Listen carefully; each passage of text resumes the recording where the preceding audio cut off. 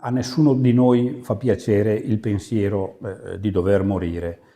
Tuttavia, quando questo accade, siamo nelle condizioni di poter aiutare qualche essere umano e ridargli qualche volta la vita se si tratta di organi, una buona qualità di vita se si tratta di tessuti. Il mio incoraggiamento è quello di riflettere in condizioni quindi normali, possibilmente quando siamo giovani, e di fare una scelta consapevole.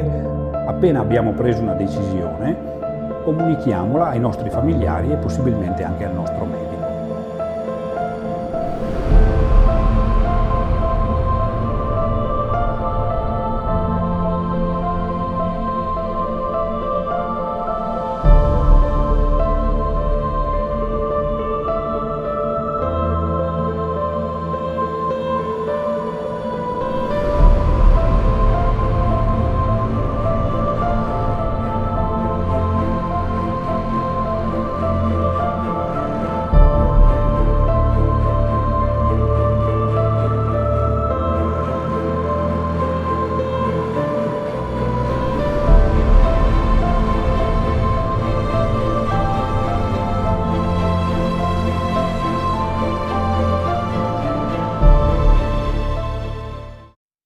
Mi chiamo Diego Ponzin, sono un medico oculista e lavoro qui in Banca degli Occhi ormai da lungo tempo e ho praticamente contribuito a far nascere il primo laboratorio della Banca degli Occhi del Veneto, che è stata per molti anni l'unica Banca degli Occhi presente su tutto il territorio nazionale.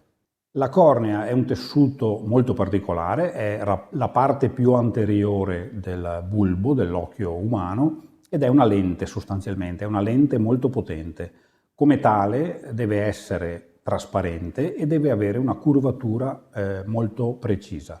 Ci sono malattie che compromettono una o entrambe queste proprietà, queste caratteristiche, quindi la curvatura e la trasparenza, e se queste malattie sono progressive o non sono, o sono gravi, l'unica possibilità per il recupero visivo è rappresentata dal trapianto di cornea.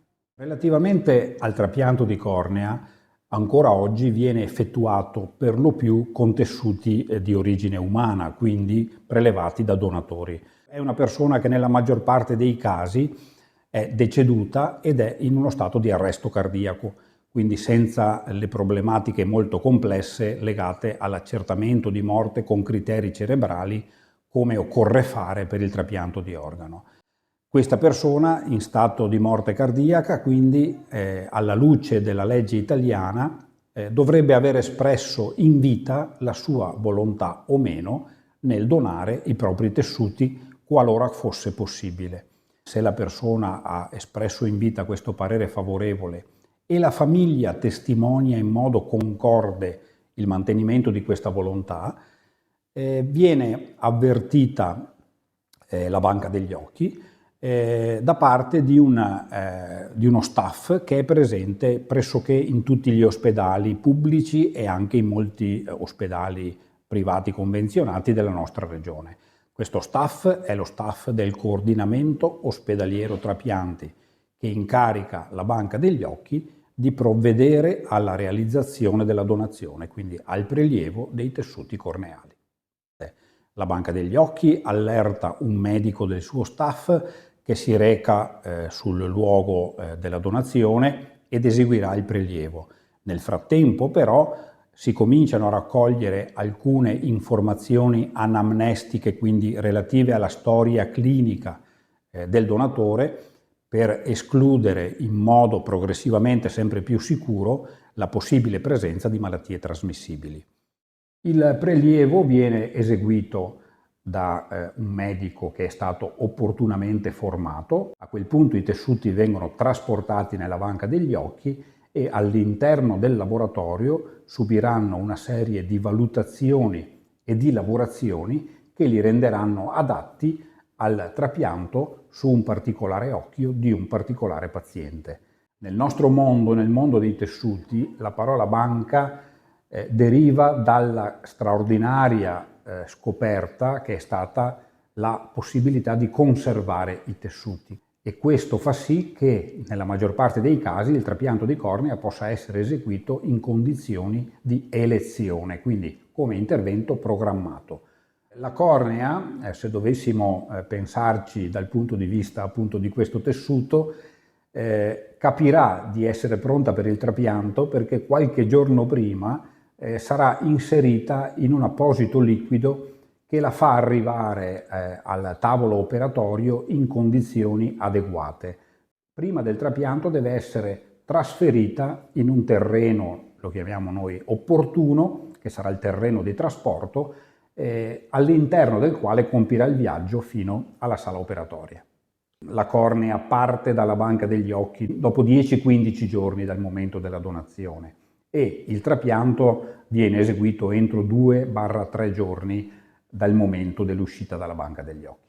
Questa in cui siamo oggi, quindi la Fondazione Banca degli Occhi del Veneto, è la banca degli occhi più rilevante sul territorio nazionale e anche in ambito europeo. Riceviamo e conserviamo più di 5.000, quasi 6.000 quest'anno, cornee da destinare al trapianto. Di queste più di 4.000 saranno effettivamente trapiantate. Naturalmente non tutti i tessuti dimostrano di avere le caratteristiche biologiche o di sicurezza che le rendono adeguati per il trapianto.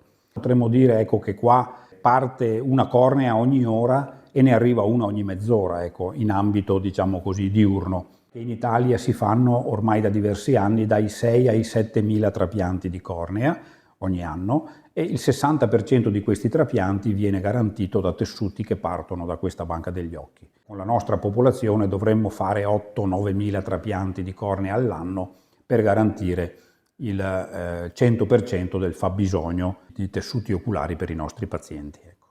I trapianti di cornea in larga parte vengono effettuati ancora negli ospedali pubblici. Si trapiantano solo le componenti della cornea che sono malate e si sostituiscono con componenti sempre più specifiche. Un'esperienza entusiasmante sia se guardo indietro sia se mi ostino anche a guardare avanti. Se guardo indietro perché sono arrivato per caso su un tema che era tutto da costruire e quindi ho avuto la fortuna, lavorando con pionieri del calibro del professor Giovanni Rama e anche poi di altri chirurghi che ho incontrato durante il mio percorso, ho avuto la fortuna di vedere nascere o far nascere cose che prima non esistevano. E questo devo dire che dal punto di vista della motivazione e della gratificazione è impareggiabile. All'interno di questa organizzazione ho la possibilità veramente di esprimermi professionalmente in modo molto completo.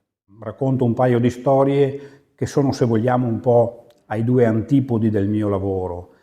La prima è la storia di una mamma che conoscevo prima per ragioni personali e che ha perso un figlio.